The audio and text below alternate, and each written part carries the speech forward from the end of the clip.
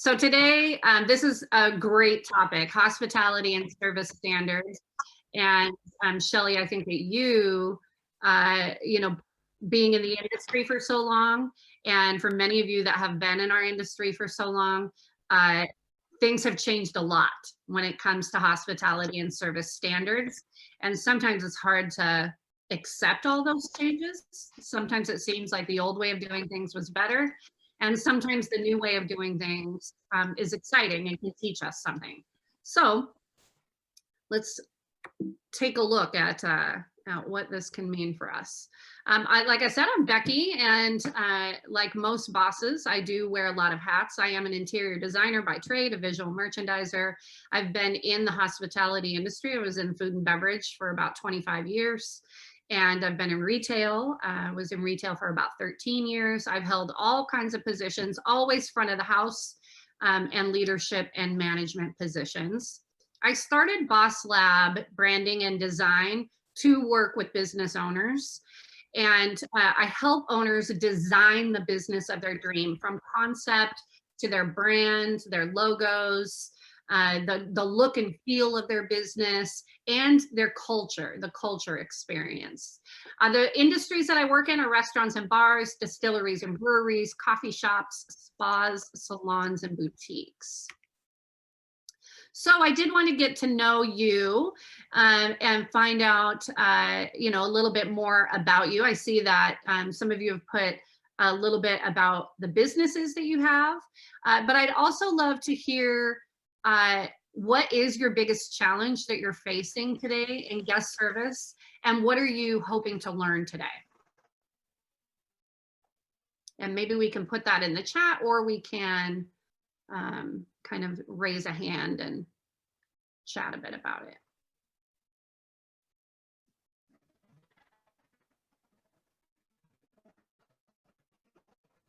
I'd be happy to start. Whoop. Hi, Shelley. Hi. So Shelley Mann, I've been managing the Booth Hill Inn for 20 years now. And we are a limited service hotel. I'd say we have a 5-star attitude in the 3-star hotel. We are #1 on TripAdvisor, have been for almost 20 years. My biggest challenge is that if a guest comes in and we wow them with our service and they come back, that wow service now becomes their expected service. So how am I going to continue to wow them, taking it up a notch every time? And as far as what I'm hoping to learn today, I'm really intrigued by how things have changed. I'm getting up there in years, and I want to stay fresh and I want to stay current. Love that. Love that. All right, anybody else? Megan has in the chat, she says her biggest challenge right now is implementing lasting, meaningful behavior change when it comes to service expectations for our frontline colleagues. Yeah, great. And who was that? Sorry? That was Megan. Got it. Okay. And Megan, what is your business? Hi guys, sorry. I work for Altana Federal Credit Union. Here, I guess I can put myself on camera there. Sorry about that. You're fine. I work for Altana Federal Credit Union, and I lead up the experience department, which is a lot of things, but one of the things that we're responsible for doing is, implementing and building kind accountability around service expectations. Yeah. And so we've established those service expectations. We're kind of in the observation mode. It's very calculated observations that we're doing, and trying to create a baseline so that we can see our improvement, start to happen over time. But it's tough but open and would love to hear any tips you have around navigating those conversations without breaking people's spirit, because this is new to everybody here at Altana, in terms of kind of really creating systematic change around that. So yeah. Well, you know, I like to say that the only change everybody likes comes out of vending machines. I hear you. Everybody says they like change, or most people say they like at least some change, or, you know, they walk around saying things need to change. But then when they realize what that actually means and that they're going to need to be involved in the change, and they might have to change some of their own behaviors and thought processes and their worldviews, then it really starts to become a challenge. Yeah, Absolutely. for sure. Good, good. Maybe one or two more and then we'll keep going. We have, and I'm so sorry if I say this wrong, Shamia. She says, hi, everyone. I'm a clinical manager for Senior Solutions Hospice in Butte, Montana. Hi. That's very important work that you're doing. Thank you so much for doing that. All right. Well, let's I think these are just these couple of topics are what I think are on most people's minds when they're leading a team. And that is, how is all of this changing? Not to mention, let's throw a global pandemic on top of it. So now how are my employees and my guests' expectations changing? But also how do I systemize something like an experience, but still keep it alive and breathing and happy, and not turn it into a checklist, right? Because experience is definitely not checklist material, but we're businesses and we have to measure.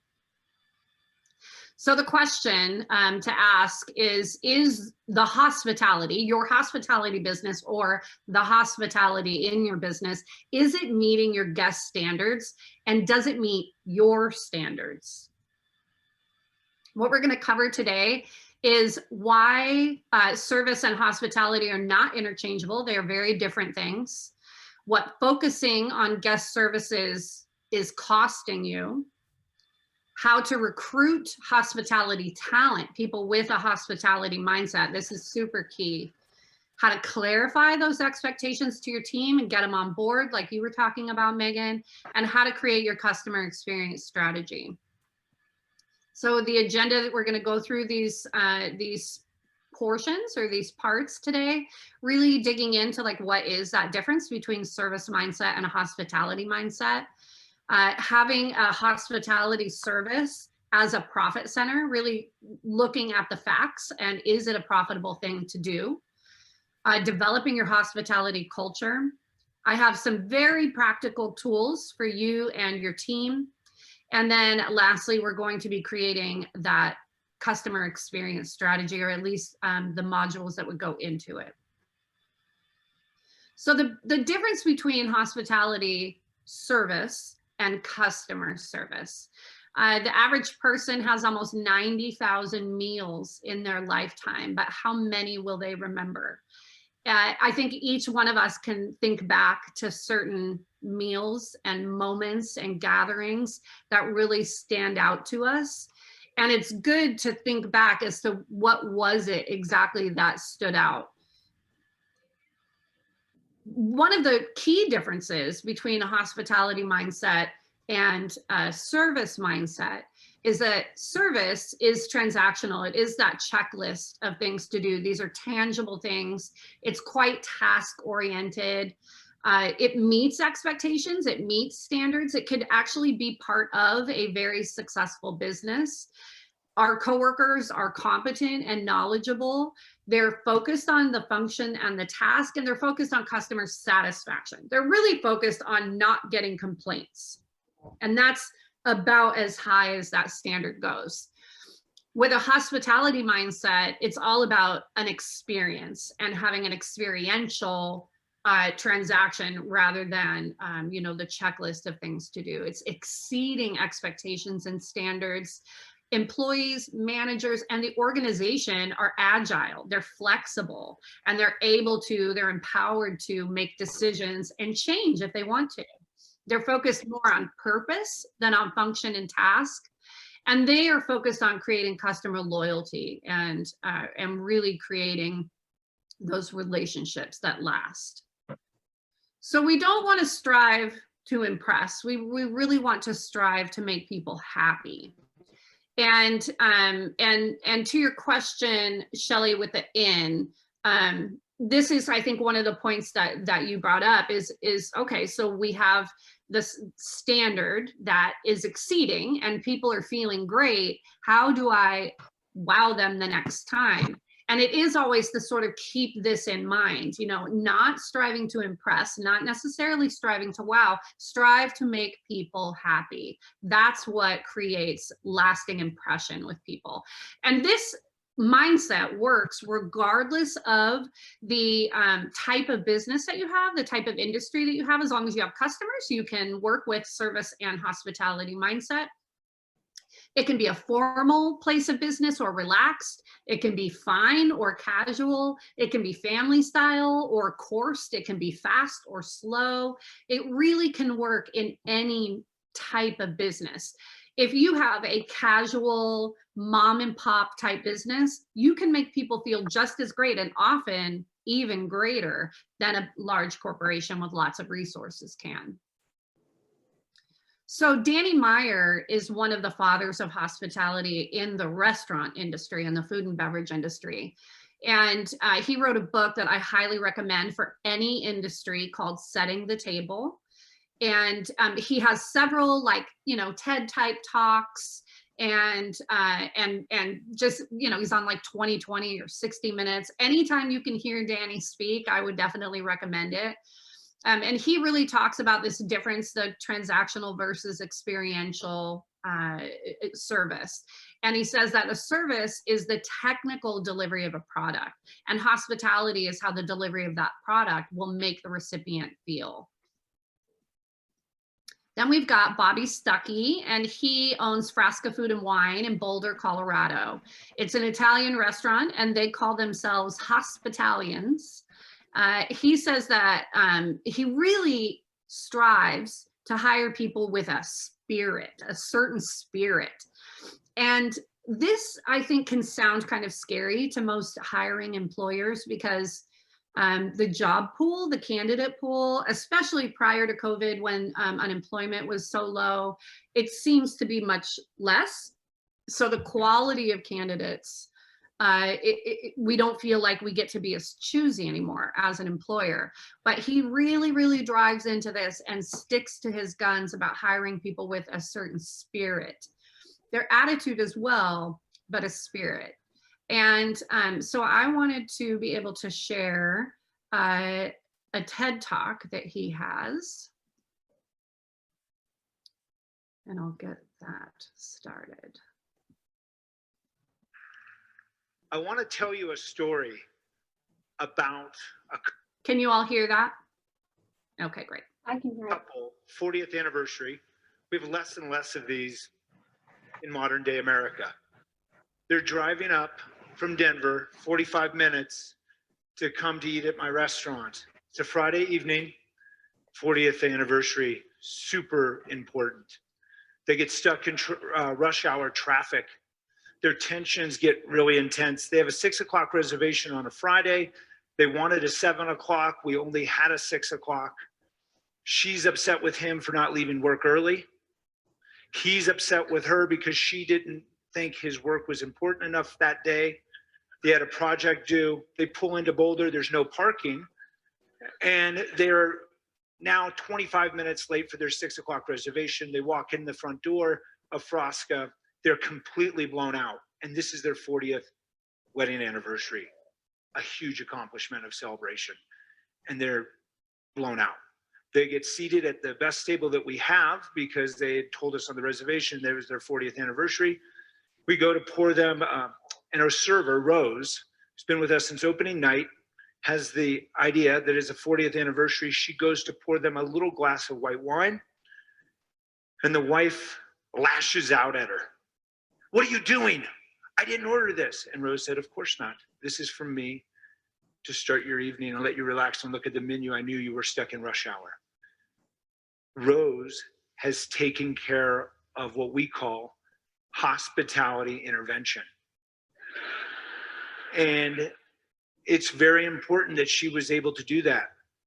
People like Rose, we have an Italian restaurant, so people like Rose that conduct the authentic act of hospitality, we call them a hospitalian.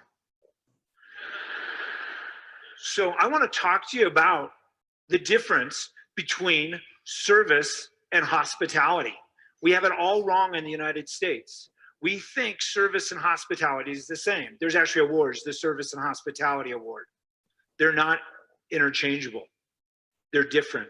Service would be what I would do if I took the spaghetti con ricci and took it to your table and served from the left perfectly and smiled and said, bon appetito. I would have done something to you. Hospitality is not thinking of yourself, thinking of the other person and making them feel different, changing how they feel. I was on vacation last year and I ate, my wife and I love traveling and we're in the restaurant business, we eat a lot. We're at a Michelin 3-star restaurant in Paris, and that's the highest award in restaurant touring. And we ate at a restaurant that had a wonderfully curated staff, the greatest maitre d' in Paris, the hottest young sommelier in Paris, captains that were mercenaries from all the other great Michelin 3 stars.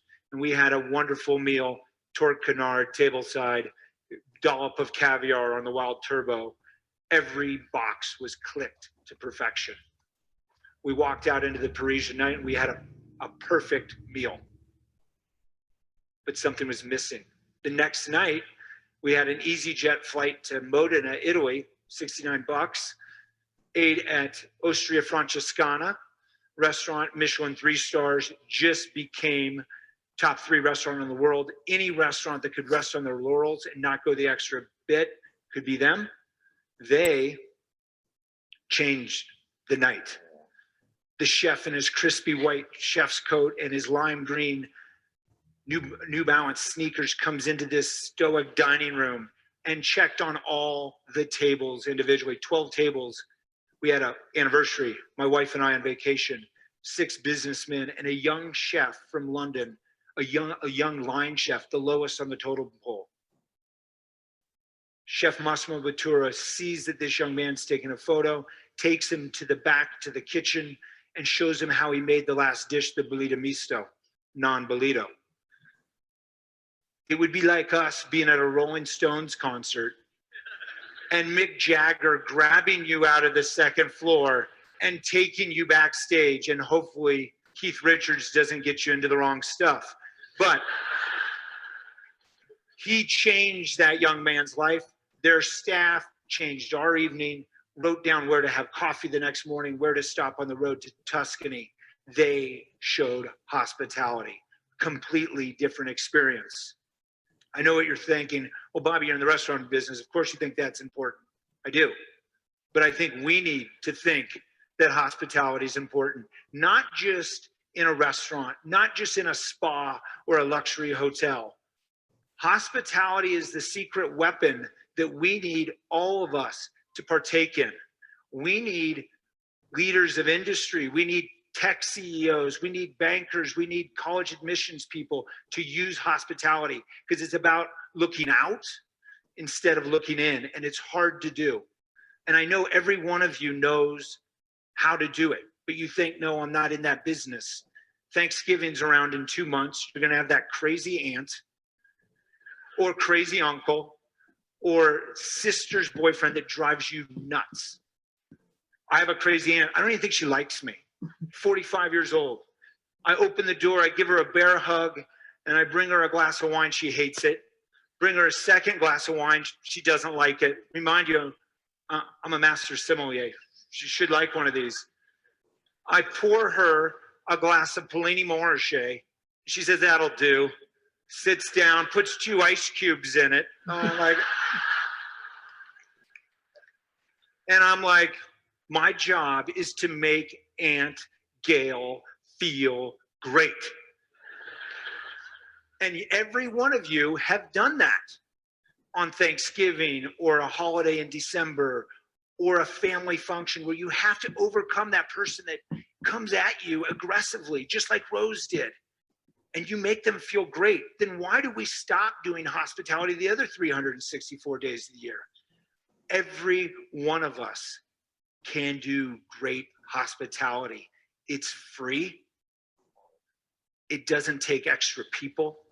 It just takes you all to think, I can look outward and help someone else, and you'll be better with your workmates, with the people who work underneath you. Think if you're a leader, you can lead people better. So I think every one of us can do great hospitality. I'm asking you tonight, when you go out into the evening, let's try it all. A couple days a year, and then a couple weeks a year, and then 365 days a year. Thank you so much. Okay. So I love so many things about what he says there. And, it's funny because I actually had a moment similar in New York City that he talked about with the young chef when he got to be taken to the back of the house. And my son is a chef. He's 33 and he's living in Southern Utah as a chef. And he and I traveled to New York, and I was living on the East Coast at the time. And we went to Mike Colicchio's restaurant in Soho, in Chelsea, actually, and Tom Colicchio's brother, Mike, who owned a restaurant there. And Corey, my son, had been exchanging Instagram messages with Mike Colicchio's executive chef. And we went to see the restaurant, and they treated us like we were superstars. My son got to tour the kitchen. They brought plate after plate after plate of wonderful food. And this is one of the 90,000 meals that we will have in our lifetime that Corey and I both remember. We remember how gracious they were. We remember how hospitable they were. We remember how they made sure that every tiny thing was taken care of for us. I also love how he says we all have this in us. We all do go out of our way to help people all the time. And we'll get into this in a little bit, but this is one of the things that you can actually measure and ask your employees as you're hiring them. How do you help? How do you serve? Where in your life does it really soothe your soul to help make somebody feel better? Now, he mentioned his crazy aunt. This is Kathy, my favorite aunt. I have 4 aunts. They were all, raised in the same family and all have, a very similar job to do as an aunt. They provide birthday presents and send $5 in a birthday card and, meet and gather at all of our holiday get-togethers. But Kathy stands out. She stands out to me above everyone else because she is authentic and funny and fun and the most non-judgmental person that I've ever known. She really listens. She checks in on me. She's adventurous and inspiring. She is encouraging. She's also the first one to tell me the truth about things. She's super honest. She has the best stories and makes me laugh all the time. She just makes me feel so special. Kathy embodies hospitality. So now we do a short activity. I want you to think about who or where, what service that is provided to you, what person in your life that really there's a million of them out there makes you feel special, and what is it specifically that they are making you feel special, and what are those attributes? So I want to give everyone just a few, maybe 2 or 3 minutes to jot down some ideas or to put in the text in the chat some things that what is that special person or place for you?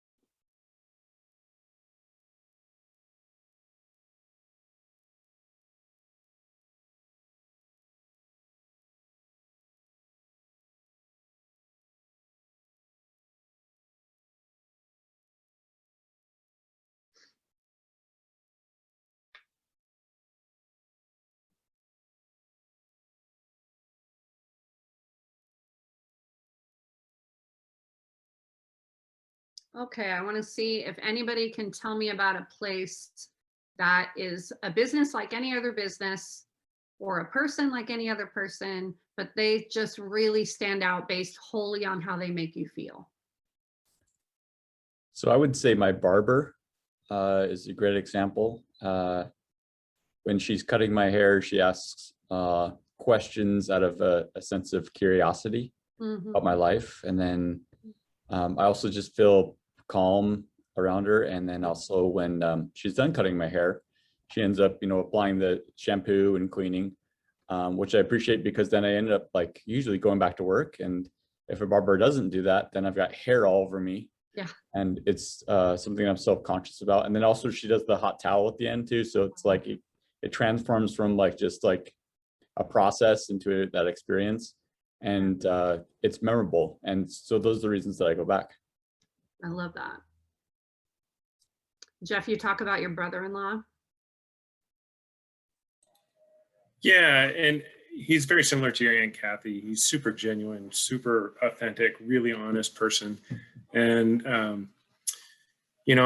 somebody can try that you talk about the check boxes. I owned a gymnastics and swim school for 20 years. Mhm.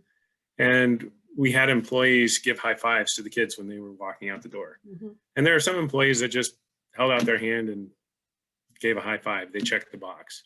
And there's other employees that were super honest about it. We're really excited about the time that they spent with the kids and called them by name and gave them a really honest, genuine high five. Yeah, And we're excited for them and said, have a great evening, all that kind of stuff. yeah. So, there's a difference between checking off the boxes Mhm. and being authentic. Yeah. Yeah, all those, have you seen these videos of teachers that have like special handshakes and claps with their kids, Oh, yeah. And that, yeah, and you create as a business, sometimes we create these rules or policies. And the purpose is because we are trying to create an engagement. We're trying to create a connection. But it really is up to the employee as to whether they get that or not and whether they care or not. Yeah. And you can see it. Right. I mean, if they're having a conversation with the other employee across from them, but holding up their hand as they're having a conversation with somebody else for one of the kids to walk through, it's not very genuine. Yes, yes. And now here's one of the big challenges when you come to something like that is sometimes we have an employee who technically is quite good at what they do. They're dependable, they come to work on time, they check all the boxes, but they aren't motivated beyond that. They aren't contributing, they aren't impacting. And sometimes they can even be a little bit rude or off-putting, but we tolerate it because technically they're doing the things that we needed them to do. And we think that's what we hired them to do, right? So when we get into the profit part, then we're going to really see how it's not paying the bills. You have to have both. You have to have the technical skills, the customer service, but you also have to have the hospitality side. You have to have it. Not it's a nice to have, it's a need to have. So Faith, can you come on and tell us a little bit about your comment here? Yeah, I mean, I think that we can all agree it's just awesome when speaking with someone to be able to have that kind of personal touch, but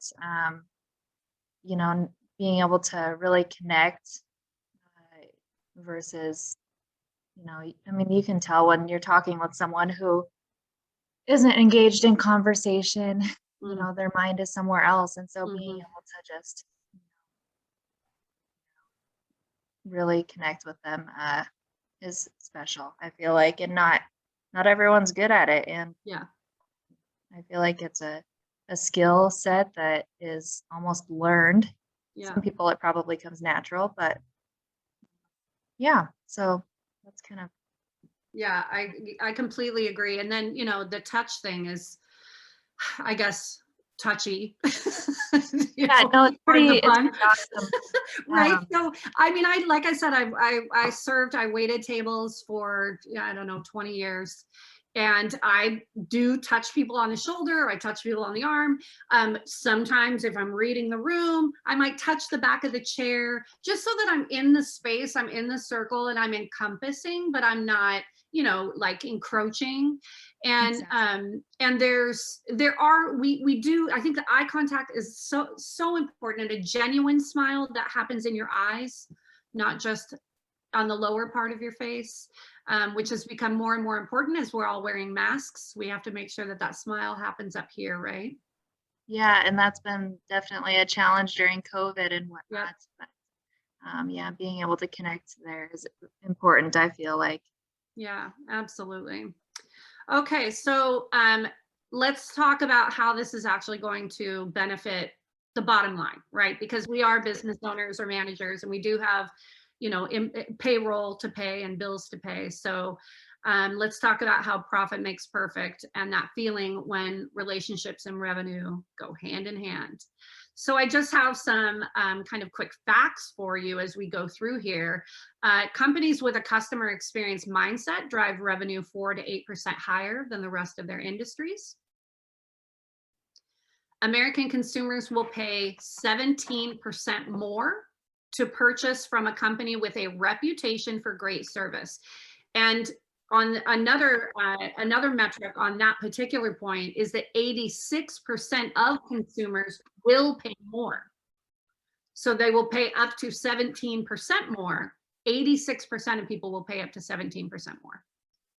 57% of customers have stopped buying from a company because a competitor offered a better experience. This is an important metric because this doesn't say people stop buying because you provided a bad experience. You didn't even have to do anything wrong. Your experience can be great. But if somebody offers a better experience, 57% of people, there's a likelihood that you could miss 57% of people.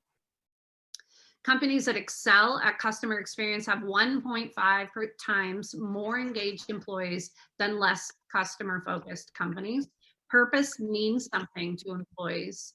And especially as we can't really afford high turnover, this is super important. 81% of companies view customer experience as the competitive differentiator. Companies that provide an emotional connection with customers outperform the sales growth of their competitors by 85%. And most of us know plenty of statistics like this one. Customers tell an average of 9 people about a positive experience with a brand, but they tell 16 people about a negative experience or a ho-hum one. And companies that use tools like customer journey maps reduce the cost of their service by 15 to 20%. This is actually one of the exercises that I'll be sharing with you today on how I do that. So I also want to kind of go back to something that Bobby Stuckey was talking about, and what, you know, like really what is that difference? And here's one of the ways that I describe this. You know how, I love that you guys are coming through with some of these emotive, you know, emotional, touchy-feely kinds of experiences, because that's exactly what this is. But do you know how, like, when you're with someone and you're chatting and you just know that person needs a hug, and you need the hug, and you go in for the hug, right? What if you knew they needed a hug, but you extended your hand for a handshake? What do you think that would do to the moment? I'll take any answers. Just drop the bomb on the moment. Yeah, kind of. And how? Oh, if you want a hug and you're getting a handshake, I mean, it's like they're not really interested in helping you. Yes. Providing so our what you task need. lists are often the handshake, right? It's the formality. It's us trying to, you know, take care of everything and not offend anybody and not, you know, step on too many toes. But a hug is where it's at. The hug is where it's at. So when you think about actions, and I'm not saying go out and start hugging the world, because we are still in a global pandemic, so sanitize, right? But when you think about actions, ask yourself, is this a handshake action or is this a hug action? Is this going to formalize the experience and check a box? Or is this going to change someone's day? So now for this activity, I'd like you to think of 3 ways that you think that, well, answer one of these questions. You don't have to answer all of them, but think of 3 ways that your guest experience stands out from the competition. Think about ways that the lack of focusing on guest experience might be costing you money. How have you set the standard? How have you communicated that? And how are you measuring it today? So I'm going to have you take a couple of minutes to think about that, put it in the chat, and I'll come back and ask you for some of your feedback.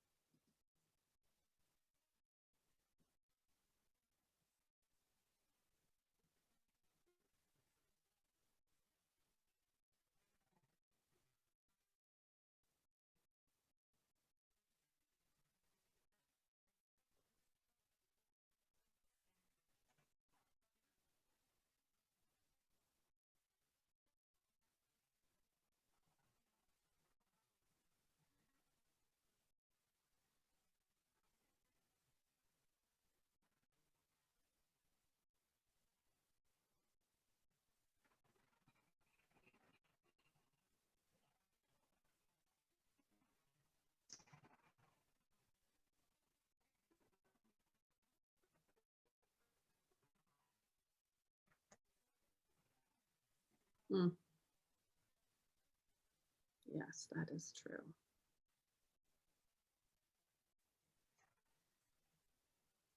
Okay, so I'll go ahead and ask for some feedback on any one of these.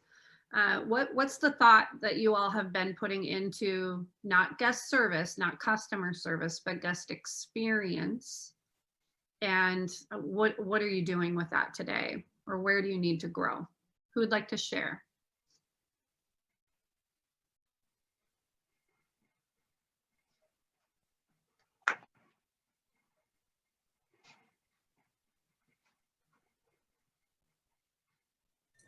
I guess I can share, Becky.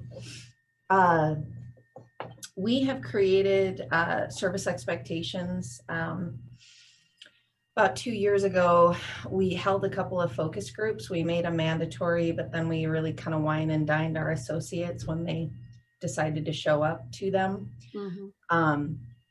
Invited all of our frontline staff and had 2 to 3 hour intensives that really focused on member experience and what that looks like and what we currently do today, asking these questions. And then from there, we actually created 5 service expectations that all of our associates, agreed to. And in fact, the majority of them said, well, we do these already, so this should be like no problem. Like, of course we thank our members for their business, right? And so it seemed like, oh yeah, this is really, low-hanging fruit behavior that we can absolutely achieve, no problem. We did formalized full transparency, led employees and colleagues through the whole process. Did formalized observations just to create some hard data points to those behaviors to see, well, how are we actually doing? Are we actually doing these 5 service expectations? Created an acronym around them, whole 9 yards. Yep. Ultimately, what we discovered is, well, no, we aren't. We aren't creating a sense of hospitality the minute a member walks through the door. We're not building rapport outside of the transaction.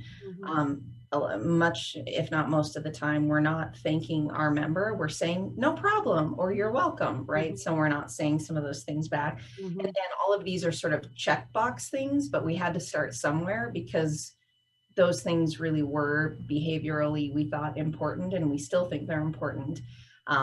Next tier would be focusing on all of the other stuff we can't see, or the boxes that we can't check. And so the biggest struggle right now, as I mentioned earlier, is really getting the rubber to meet the road now and transitioning people into behavior habits where those service expectations really happen so seamlessly that our employees and our colleagues don't even have to think about doing them. And then from there, they can really focus on creating genuine connection and memorable experiences, because we have to have some of these baseline behaviors locked and loaded, because we're hiring folks, you know, as the, kind of their first grown-up job here, you know, for a lot of our employees from Taco Bell or wherever, you know. So we really did need, and we do need, those 5 service expectations, but we've got a long way to go, and it doesn't mean that we're doing a garbage job of it today. But it isn't by any means memorable. So when you have the 5 expectations and you're auditing them or measuring, how is that then shared with the individual employees on a one-to-one basis? Yeah, so typically how that's done is, you know, we let people know, hey, we're coming, and we try to be very transparent at the beginning. Right now, we're just creating baseline. We're not, you know, we're not expecting you to do just this amazing job by switching this light switch just overnight. And then went through it. It basically, we created a rubric around, you know, it was like you did it or you didn't. You got a percentage score at the end. Notes, you know, great things, opportunities, kind of a deal. And then that rubric immediately prompted just a one-on-one discussion. You know, how do you think you did? What do you think, before we even get here, what do you think you struggle with the most? And let the employee speak. And then we go through the rubric and show them. Is there, I like that you're asking the question of, you know, how do you think you did? Is there a self-assessment they can actually take that's like exactly like the rubric that you have, so that when you come together, you already have, not in the conversation in the moment, because they're going to say what they think you want them to say. Sure. But when I'm sitting alone and I'm measuring myself on my performance on these 5 things, here's how I'm doing. So I love that, first of all. We haven't done that for our in-branch observations. I love that. I wish we would have, but I will say that we just now started recording calls in our support center. And so I have the ability to pull the call and throw it into a file. And so one thing that we're actually changing in this particular round is allowing employees just to listen to the call and score themselves. And then we stack it up against how an outside person would also score them. So that is something that we're implementing. And the challenge now is figuring out how to replicate that for front, because we don't have like sound audio recording on transactions and experiences for members that happen in our lobbies. So it would be a little, we don't have the hard evidence, so to speak, you know? But in terms of the support center, we do have that. I mean, we can listen to the darn call as many times as we need. So there's, the reason why I asked that question is because there's 2 things. I think it's, when people go into a performance evaluation of any type, they're preparing themselves to hear some critique.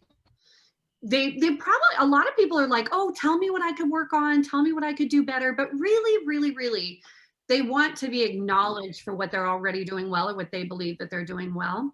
And so when you have some sort of measurement that's exactly the same, your self-assessment and then my assessment, when you sit down, then we can say, oh, how did you come to that? Maybe you can change my mind. Maybe there's something that I didn't see, that I didn't know that you helped Ms. Robinson the other day out to her car. You know, like I didn't see that. I love to hear that. I'm going to change my score on that. When you can create it so that they are empowered about their performance. The other reason I bring it up is because there's a really funny thing that happens in employee feedback.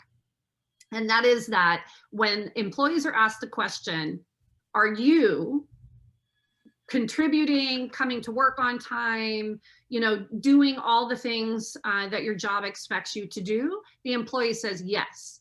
And then when you ask, is everyone else, are your coworkers coming to work on time, doing everything that they need to do, doing everything the job expects of them? They say no.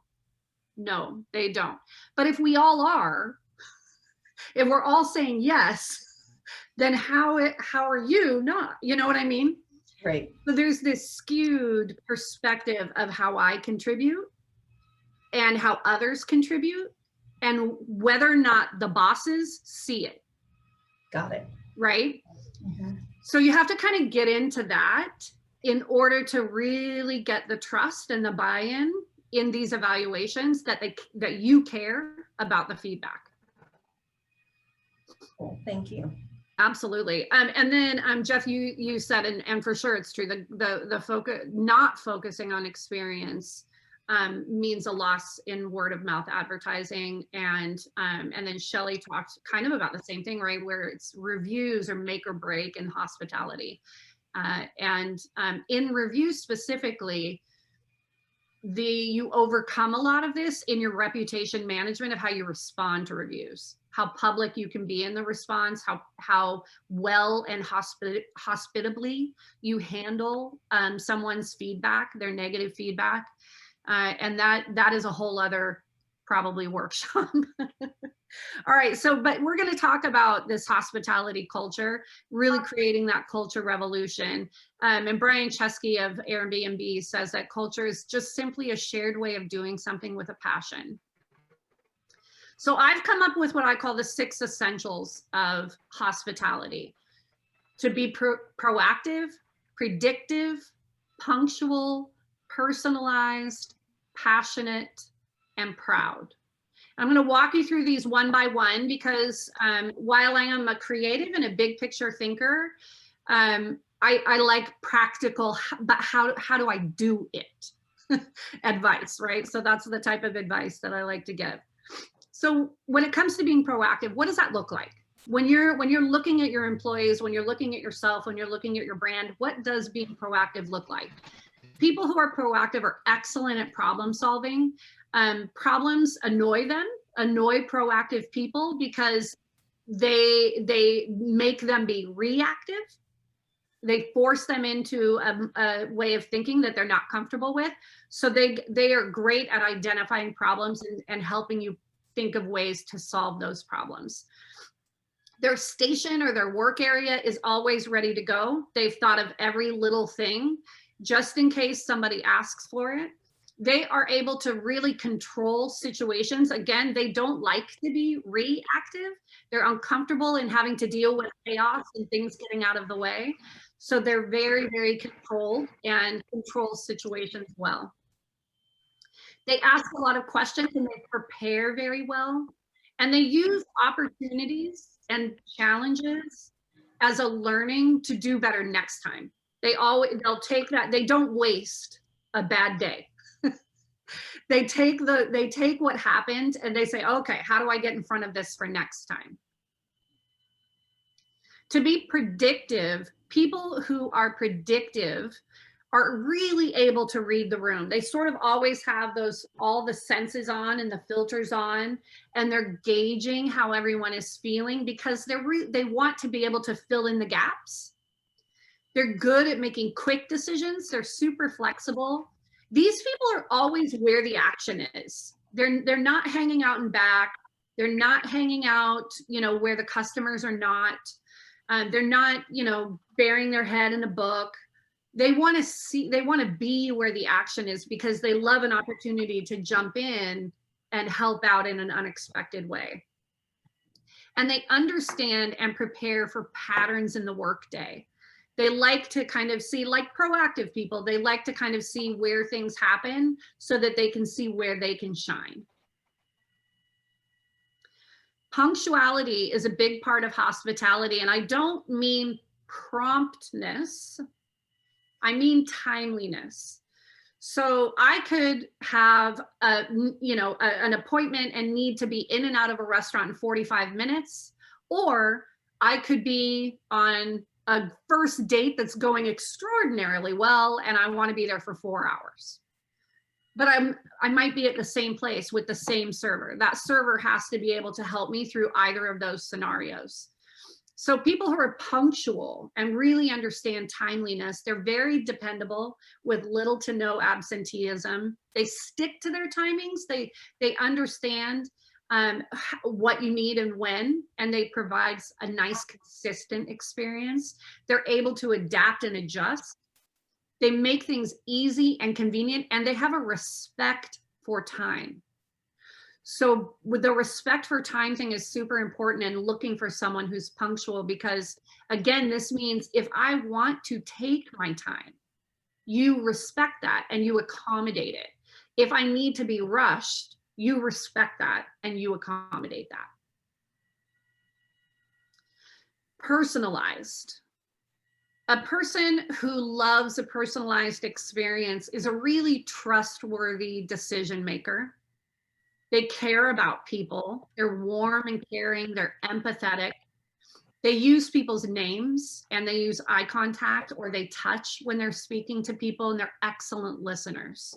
You know when you are in the presence of someone who has this quality of being able to personalize. Passionate. These people have a purpose. They buy into the vision. They're positive and not cynical, which, let me tell you, 20 some odd years in the restaurant business, to find people who are not cynical anymore is a challenge. We all get there. They make eye contact and they engage in conversation. They laugh easily, they smile easily, and these people stay busy. The dust doesn't settle on them. And the last is that they're proud. They're proud of themselves and their own work ethic. They're proud of the company or the vision that they work for, the organization, the volunteerism. They take ownership as if it's their own. They give great feedback. They're really invested and committed. They contribute to solving problems. They do not gossip. And they have an excellent reputation, and they want to work for someplace that has an excellent reputation. So Megan talked about creating like a little acronym, and that definitely is something that I recommend if you haven't already done so. This is an example of one when you are hiring or when you're trying to create a certain behavioral standard.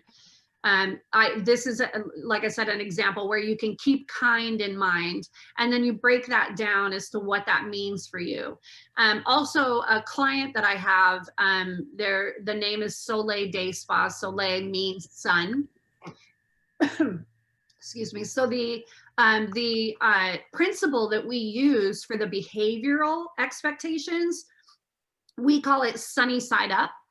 And so that's just a set of behavioral standards that we can say, is that sunny side up? Is that our brand? Is that our namesake?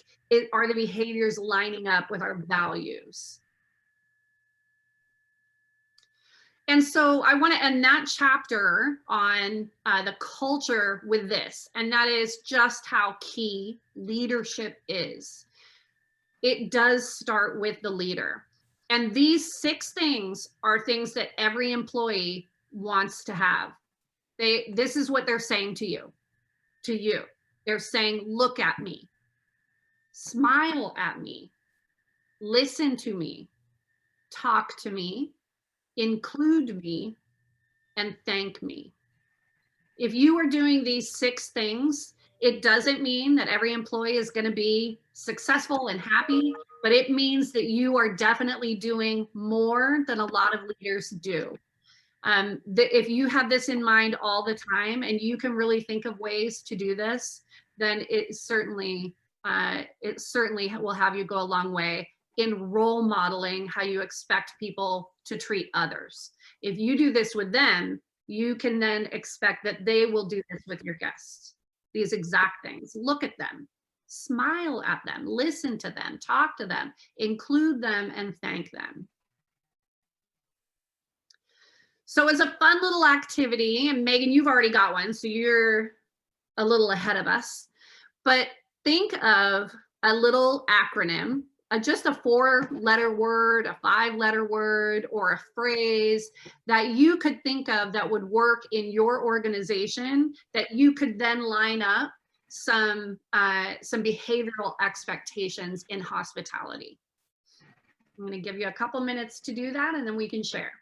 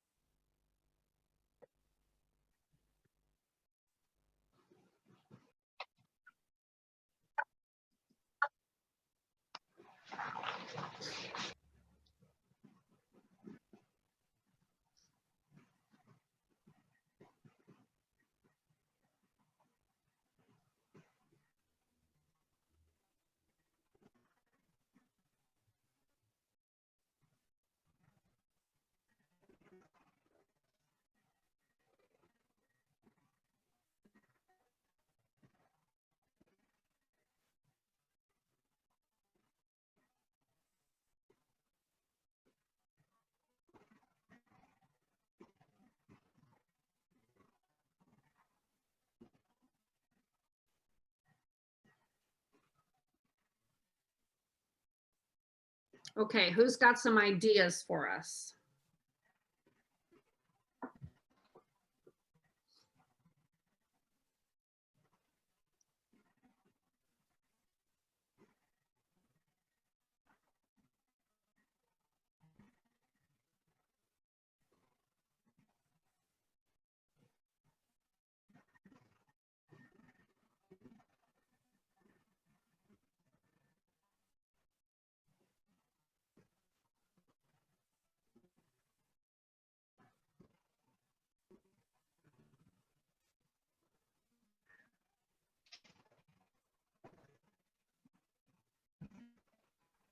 Feel free to add them to the chat or unmute yourself and throw some ideas out there.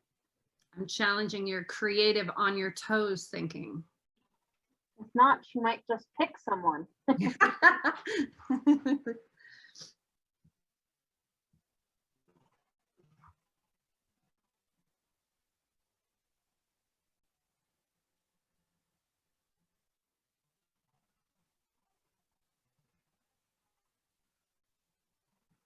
I'll go back, I think, to the, let's see, to the kind.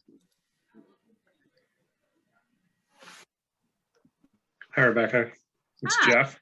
Hi. I don't know if this, I really like your kind acronym there. I had a lot of them with my gym, but just forced to like come up with one on the fly here. Yeah. It's kind of hard to do. But if you, I'm an employee somewhere, maybe like an acronym would be LEAD, meaning learn. The L would be learn what needs to be done. Evaluate. The E is evaluate constantly what's around you and the problems that may exist. The A would be activate a plan, put a plan into motion of how to fix those problems, be proactive. Yeah. And then the D is determine if that worked or not. Yep. And move on from there. Yep. So if it didn't work, you got to do something else. Go Yeah, back to I love learn that. what needs to be done. And what I like about that is that you can take that practice into a kind of a long-term thinking if you're writing a strategy, but it can also be to help you make a quick decision. You know, when you talk about evaluate, it doesn't have to mean collect all the data, take a long time analyzing. It No. could just mean read the room.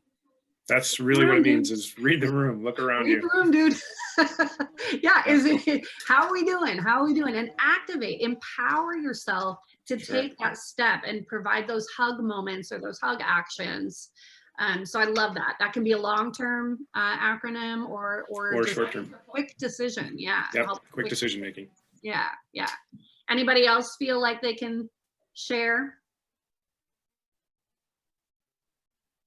That's good. Faith says she's not able to come up with some right here in this happy little second, but she's going to be thinking about this one. You know, and think of something that's really, you know, really relevant to your industry or to your business. We talked about several times already, it's come up, eye contact has come up. So if SMIES or EYES is your acronym, you know, like keeping people reminded about not just what each letter means, but like that total thing. Being kind is important. And being able to put that in a phrase that says keep kind in mind is just a quick reminder. It's just a quick reminder of how we all want to behave together. So Megan says ours is A-team, which is act first, take time to connect, exhibit expertise, assess accuracy, and make them feel loved. I love that last one. I love the make them feel loved. And I find that anytime we can make our language casual, it really connects better with employees. If you can make it like break room talk rather than boardroom talk, I just made that up. That was pretty good. I'm going to say it again. If you can make it break room talk rather than boardroom talk, then you're going to connect with your employees. And even if for your acronym, it's kind of boardroom talk, like assess accuracy, then in the description, say what you mean. You know what I mean? Like in really, really, really plain break room language, right? Shamaya has helping offered services patients in caring experience, hospice. So, I mean, hospice in and of itself is a word that I think makes all of us like, oh, thank you. You know, that's a heart word right there. Love the break room instead of boardroom talk. Me too, Megan. I don't know. Or Kayla, I do too. Okay. So now I've got some really, really, really practical tools for you and your team. And these are Teach Amanda Fish tools. I'm going to drop some of the files into the chat. You can contact me directly and I'm happy to share them with you. And then Kayla, I've also provided these too. These are the sharpest tools in the shed. So the first one is a hospitality service workshop. And you're going to use this when you really want to create focus on motivation, culture, and behaviors, when you want to transform the customer experience. So the first exercise in this workshop, you're going to do this in some sort of a team meeting or a group, and you want to pair everyone up, and you're going to have them go through a set of conversations. The first one is a monologue. So Jeff, if you and I were the pair, I can ask you as many questions as I want to ask you in a 2-minute period of time, but I can only ask you closed questions, yes or no questions. And you can only respond with yes or no. And then you ask me questions. We stop, ask everyone, how was that? How much did you learn? How connected did you feel? You'll get some responses that are hopefully like, it was pretty boring. Like I didn't love it. And then you say, okay, do it again, but now you can ask any question, 1 question or 10 questions or 100 questions, open-ended questions, and you can converse back and forth, and you give them about 4 minutes to do so. And then you stop and say, how was that? How do you feel now? Do you know this person better? Do you feel more connected? So you're teaching them to move from a monologue, which is customer service, to a dialogue, which is hospitality. The next part of the exercise, you're going to split your group into 2 groups, depending on the size. Each group shouldn't be more than maybe 7 people or so that everyone has a voice. And you're going to ask group number 1, you're going to task them with, if we were going to improve customer service, give us all your ideas on improving customer service. Group number 2, you're going to task them with, we are going to make an emotional connection with our customers. What are some ideas that you have about how we can create emotional connections with our customers? You give them time to do that, and then when you bring everybody back together and you have 2 flip chart papers side by side, and now you can see customer service and hospitality. Both are essential. Customer service or hospitality service always includes great customer service, but great customer service does not always include hospitality. So now we see side by side, what are we trying to do here? What are we actually doing? And what are we trying to do? And you get the group to help you come up with like, we need these important things from customer service. And let's start doing these important things with creating that emotional connection. Let them see and feel the difference. The moment of truth exercise is a fun one and definitely appeals to the analytical side of people. You're going to use a moment of truth or a MOT exercise when you want to identify pain points and happy flows in your business, and when you really want to set yourself above, well above the competition. So there are 3 types of moments that happen in any business: moments of misery, moments of mediocrity, and moments of magic. And if you have not done the work to find out like what are our important moments and how are people reacting to that important moment, you might not be sure where you fall here. Sameness is not a strategy, it's a recipe for mediocrity. So this is not about using like best practices or, you know, industry standards. This is about making magic out of everyday moments. So in the restaurant business, there's going to be different moments of truth in every industry, but in the restaurant business, these are most of the moments of truth. When a person researches and makes their reservation, was that a pain point or a happy flow? Is it easy and convenient, or was it harder than it needed to be? When they're greeted and sat at the table, is that a pain point or a happy flow? You'll ask yourself that on each one of these steps. When they're welcomed and oriented by the server, is that a pain point or a happy flow? Or is it somewhere in the middle? Is it that mediocre moment? Like it's neither. I'm not wowed by it and I'm not offended by it. The selections and accommodations. So if I have maybe a food allergy, or I've never been here before and I want to try something different, or I have been here a million times and I've actually already had everything on the menu, but I want something, I just want to try something new.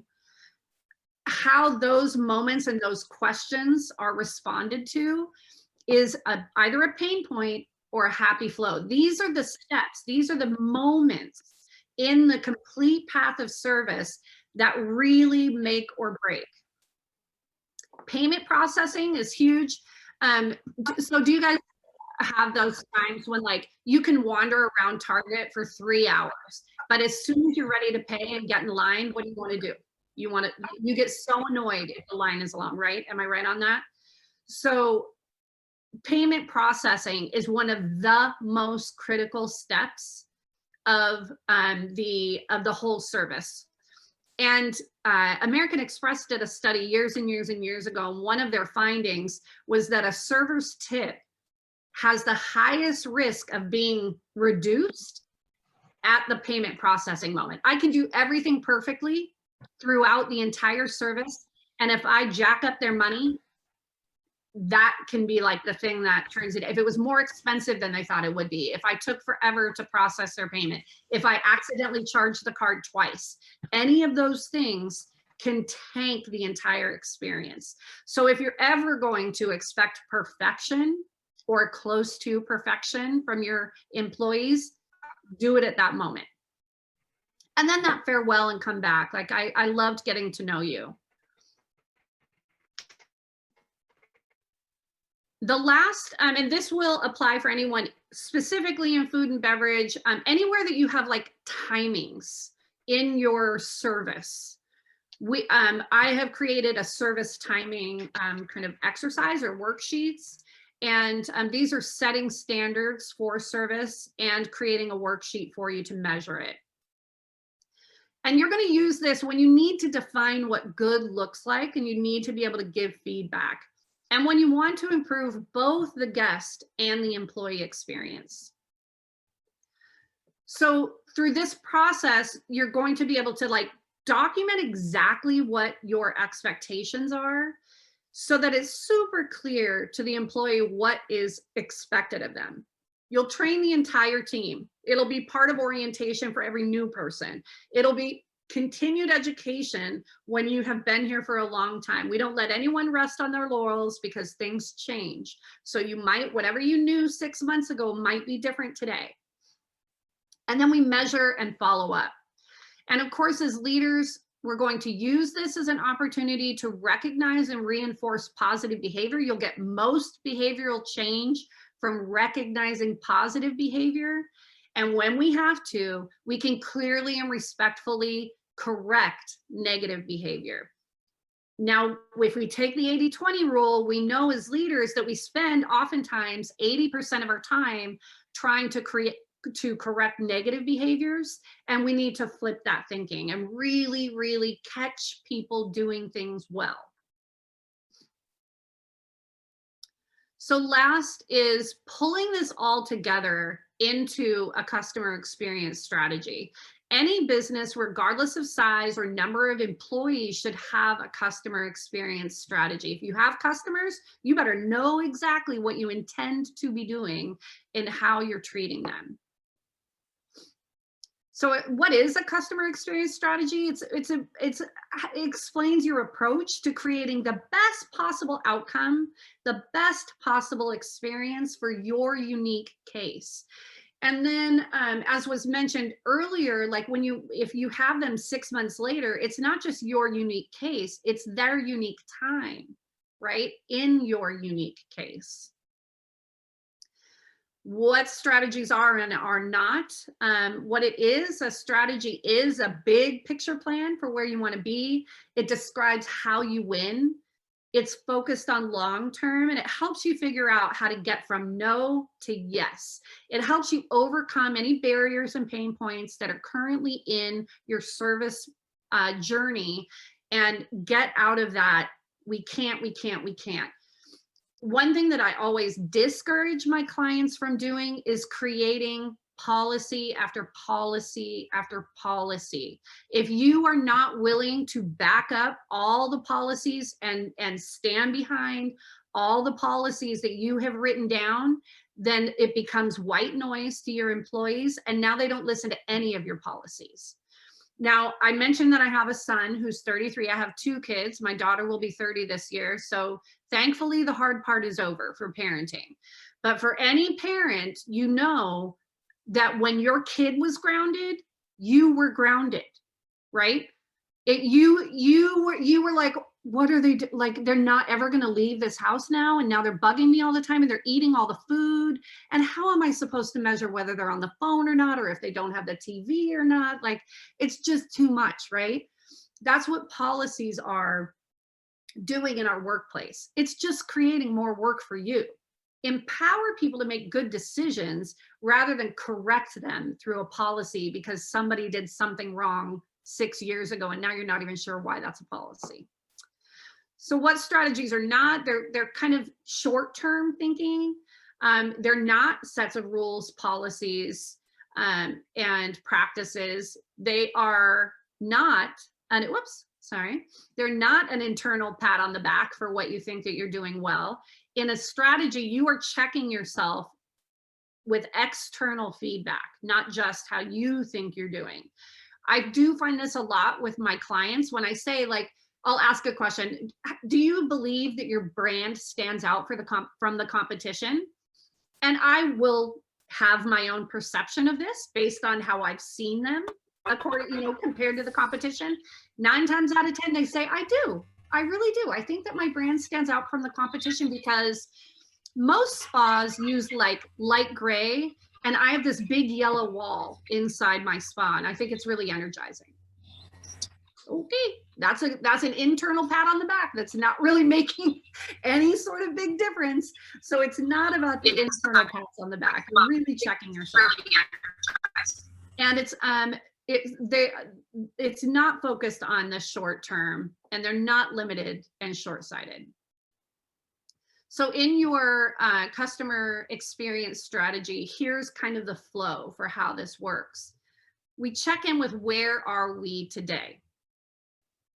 Knowing the customer is crucial. And again, I'm going to give you a wrong answer to this question. Who do you serve? Everyone. Morticians are the only ones that can say that, okay? All the rest of us need to create a target audience. So if you're a restaurant, yeah, of course, everybody eats. Yes, everybody eats. But are you looking for the person who is cost conscious and budget conscious, or are you looking for the treat yourself customer?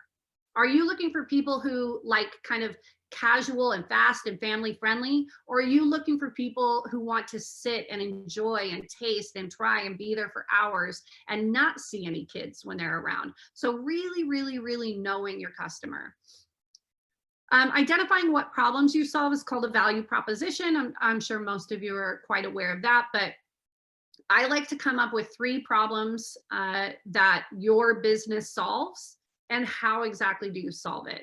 Then you're going to go to that MOT exercise and you're just going to map out the journey. You're going to take people from reservation or from the first time that they have become aware of you to when they're back at home, they've already experienced your service, and now they are thinking about, talking about, and sharing their experience. And you're going to identify all of the pain points and all of the happy flows. Check in and align with your vision, mission, and values. I will also be doing a vision, mission, and value training next with your organizations. So you might want to tune into that if you haven't developed that or you want to update it. And now gets the fun part, the future state exercise. Who do we want to be? Like, what if the sky was the limit and we could do whatever we wanted to do? What would we do differently? You're going to decide and document exactly what those changes are. And then we take this long road right here to actually living it, right? Because this is easier said than done. Sometimes this stuff is the fun work, where we get to live in the fantasy of the business that we want. And then putting the pedal to the metal is like, you know, kind of a whole other thing. Strategy in a post-COVID world. You know, we haven't talked a lot about COVID other than me dropping the global pandemic terms in every once in a while. But I do think that it's important to recognize that McKinsey & Company, who collects data on employee experience and customer experience, they recommend 4 actions for organizations to respond to customer needs during the pandemic and beyond now, really adapting for the rest of time how you treat customers. So they say to really focus on care and concern. Meet your customers where they are. Reimagine the post-COVID-19 world for your business and your industry. And build agile capabilities for fluid times. So this is one of those boardroom talk lines, right? Build agile capabilities for fluid times. What's the break room version of that? It means when the hits the fan, know how to clean up, right? know how to bend, know how to move, know how to be flexible, know how to change. More importantly, be willing to do so. Be willing to change, be willing to adapt. Don't hang on to those things that have kept us successful for so long and say, but I just want to wait right here for that to come back. It's not coming back. And even if it does come back, honestly, every other business is going to be changing. So they changed it, right? And you don't want to be left in the dust. Okay. So now I just wanted to open it up to questions that you might have that we can share with the group, that you want to ask me, if I can help you troubleshoot anything based on all of the things that we have discussed so far today. Rebecca, I really liked when you had mentioned that you discourage clients from forming policy after policy after policy. It gave a great example of grounding the kids and now you're home. So when you've chatted with clients that have that tendency to create policy after policy after policy, what are the key insights that they have to develop to shift from creating a policy to a bit of a new mindset around it? Because usually the policy is built out of a fear, right? Yep, that's exactly what it is. And so there's no way around it but through it, right? So one of the first questions that I ask, and I read the room, you know, I find out how ready they are for feedback. But one of my first questions is, do you trust the people that you've hired? Do you trust the people that you've hired? If you don't, why? And why are you hiring people you don't trust? And if you do, should we let them help? You know, because people that are trustworthy, they like to help. They like to do the right thing. They like to feel like they're helping run things. They like to brag to their friends and family about their cool boss or their great job, or, you know, they like all of that stuff. So oftentimes I find that the reason is because an employer, they're really just trying to sort of make things easier and faster. They're just trying to, like, you know, keep going because you all have a lot of distractions, a lot of things pulling you. And so if you can just write something down on a note and post it in the break room, or send the email, or send the text, or pop it into the employee handbook, then we did it. That problem is solved. Right? So we start with the trust factor. And I hope that they do trust their employees. If they don't, then we work through that in a separate process. If they do, then we move on to, but what is the root cause of the issue that is happening? And we do a root cause analysis. And more often than not, it can be resolved without any sort of policy change. It can just be resolved in the way that we work together, or, you know, maybe there's some system error that always pops up. And so we, you know, get rid of the system error, right? So those are the two most critical things in kind of changing that process. And hopefully then the client or the business owner can see how having fewer policies is liberating, and it actually, you feel lighter, you feel freer. From a liability perspective, I will also say that having too many policies can be a problem, because if you're not treating everyone fairly and equitably, if there is in any sort of way a minority in a field that is getting treated differently than someone who is not a minority, then you're really setting yourself up for some problems. Great, thank you so much. Yeah. Rebecca, I have a question for you. This is Jeff. Absolutely. So I love the difference between customer service and hospitality, one being something that you do to somebody and one being something to make them feel different. Yeah. And there's two different, well, can you take somebody who's not very good at hospitality and teach them to be better at it? Or is it something that's just inherently in us as people? So there are some things that are inherent qualities. And from that, I would say a high emotional intelligence and empathy, a warmth. Those are inherent.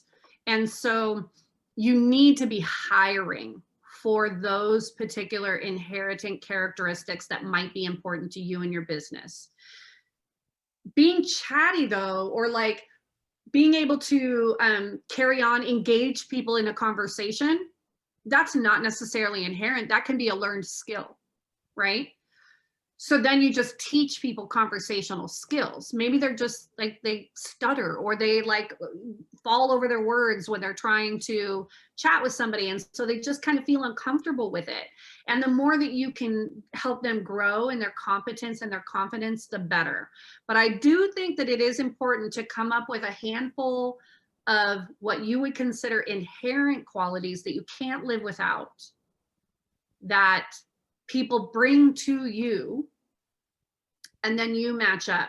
So Danny Meyer, the owner of Union Hospitality Group, he says that they hire for 49% skills and 51% of these seven standards that they believe are important in hospitality. And they are things like a high emotional intelligence, curiosity,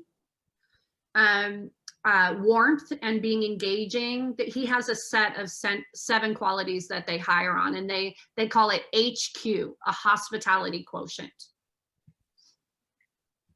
And everyone, just, you know, this is the first of, I think we have 4 more. Correct. Yeah. The workshops with Becky. So the next one is that vision, mission, value. But then we also have a higher lab, which will be really awesome. And then we have a 2-part leadership mindset training. Yeah. So those will be really great workshops, and you can find them all on our website. But Becky, we're just so excited because you're doing such a great job.